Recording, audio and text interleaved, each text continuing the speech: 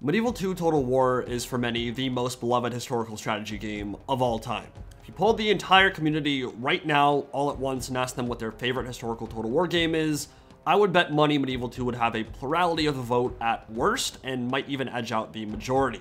Of course, it has a big advantage when it comes to the time period, stretching from the feudal age all the way to the Renaissance and the discovery of the Americas, so it's basically 400 years of history. But that's what makes it so appealing in the first place.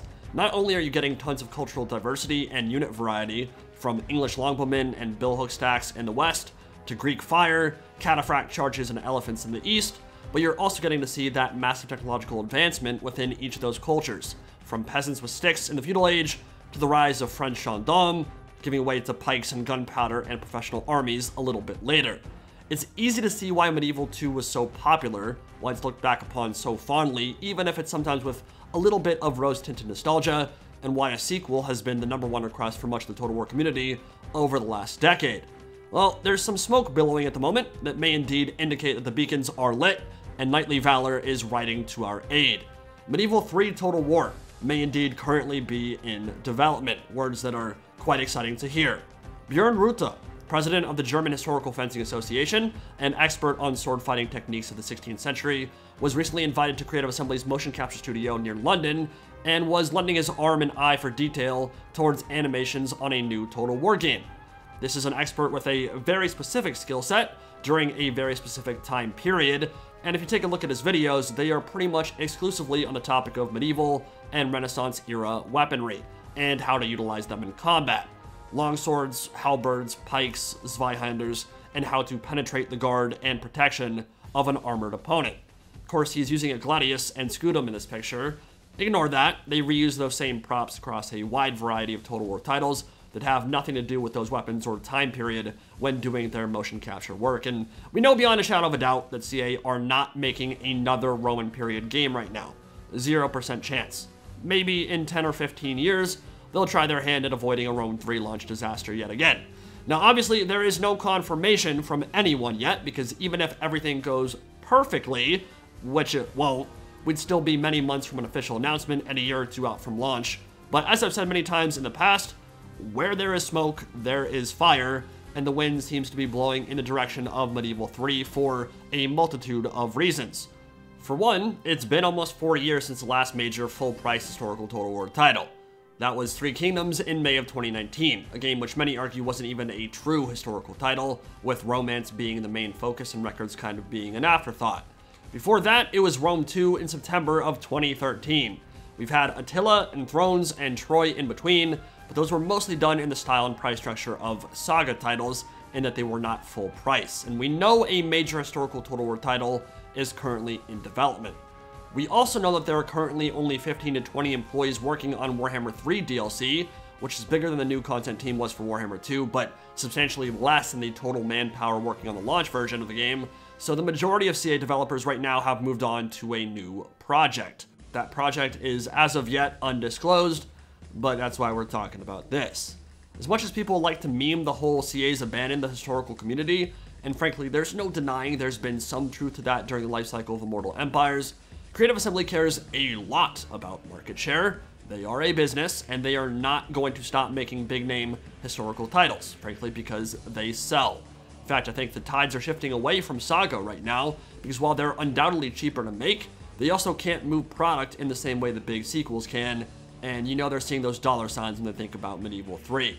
Flush with cash, expanding, and still going strong as the biggest UK games developer, I can promise what they're looking for right now is a home run time period that will get a lot of people interested in the historical side of Total War again. So with all that info, combined with hiring European weapons experts from the medieval and Renaissance period, this all means one of two things. Either a pike and shot Total War, which could very easily fall into the Renaissance period and be included in a medieval game as it was for Medieval 2, or Medieval 3 itself. And that's further evidenced by some of the questions Björn was asked on his community page and his smiling non-responses. He is extremely excited about the time period this game is set in, and for good reason. Now, in the past, I have expressed interest in a pike and shot Total War game set during the 30 Years' War. It's basically the Renaissance and Reformation version of Total War Attila, absolutely brutal and dark time period. Between 5 and 8 million people died from war, disease, and famine. Much of Europe was engulfed in it. But from a gameplay perspective, the battles would be really interesting because it's a crossroads between late Renaissance and super early modern warfare. Commanders like Gustavus Adolphus revolutionized combat and logistics during this conflict. The issue with this is that it simply wouldn't be a full-priced game. It wouldn't have the faction or unit variety of the medieval and Renaissance periods. It's kind of insular in a way. It's kind of very specific. It doesn't have that same widespread appeal that CA is looking for. What's much more likely here is that they're doing what they did with Medieval 2, starting during the feudal age and ending in late 15th or early 16th centuries, where we start to see those professional armies with conquistadores, regimented pikes and tercio squares, sword and buckler infantry, and field artillery.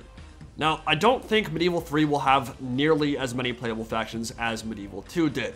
While you can say whatever you want about the Warhammer series, and I am fully aware some historical players absolutely despise it, it has improved CA's understanding of how to differentiate factions from one another, and that will carry over to historical games too. Medieval 3 will benefit tremendously from this. If you recall, there were essentially zero mechanical campaign differences between England and France, Spain, or the Holy Roman Empire in Medieval 2. And there were basic roster archetypes that each culture group followed with a lot of overlap, which is fair to an extent based on history. But while Medieval 3 would certainly not launch with 18 to 20 different factions, the units and campaign mechanics between them would likely be much more unique than they were in Medieval 2, with different unique buildings, types of government, mercenary systems, political structure, and so on. And it would also be a really great way to revisit the papacy mechanic and make the Pope not so goddamn annoying. Just a constant public order debuff until you replace him with your cardinals and start the life cycle all over again. He's literally just an anti-fun mechanic in Medieval 2. But yeah, perhaps even the more attractive elements of all this is how long a Medieval 3 could be supported with updates. I don't think a trilogy of games combining to make a global map is on the agenda here, at least not in the same vein as Warhammer 3, but there could be years of potential faction updates, cultural expansions, DLC, and free LC in a game like this. And if you're Russian or Polish, and your faction, your people, aren't in the game yet, well, they're gonna be in there at some point, and that's going to get a lot of market share headed Creative Assembly's direction. They can just tap into new culture groups every single time they release a DLC. And unlike Medieval 2, where basically every faction plays the same on the campaign map, they could take a lot more time to do each group justice and add historical figures and their retinues that would get people excited. Obviously, this is not the game to see single-entity monstrous lords make their return. We don't need William Wallace wearing a Braveheart kilt and chopping down hundreds of Englishmen with his claymore single-handedly. We don't need more Lu Bu diving into the middle of a horde and chopping through thousands with his halberd. But it would be a great way to get away from the general's bodyguards always being the exact same style of heavily armored knight. I think we can mostly agree general's bodyguards and heavy cav in general, despite them being quite impactful during this time period, were a little bit OP in Medieval 2, and then we could get more of those famous characters in, like the ones we saw in the Kingdoms expansion, and give them unique retinues and buffs, so they wouldn't always have to be on horseback with a bunch of armored cavalry. They could be in infantry, they could be in skirmishers, you could customize them as opposed to just being generic lords. I think customizable bodyguard retinues would be a really cool feature, something I'm certainly looking forward to in this title. All this to say, it really is time to release the sequel. It is time for Medieval 3, and it seems as though that is the direction Creative Assembly is headed, and I for one cannot be more excited. From the Byzantines and Kievan Rus to the Abbasid Caliphate, the Mongol Siege of Baghdad and the Horns of Hattin, Agincourt and the 100 Years' War, plus all that tension between the Holy Roman Empire and the Pope, it is such a rich and diverse period of world history that has already proven to be timeless in Total War form as well, and it is time to make a return. So, if Medieval 3 is indeed on the horizon, what starting factions would you like to see? What start date should be the kickoff point, and what era should it all draw to a close? Should it end with the Renaissance? Should it end with Reformation? Are we going up to Sweden and Gustavus Adolphus, or are we going to cut it off well before then?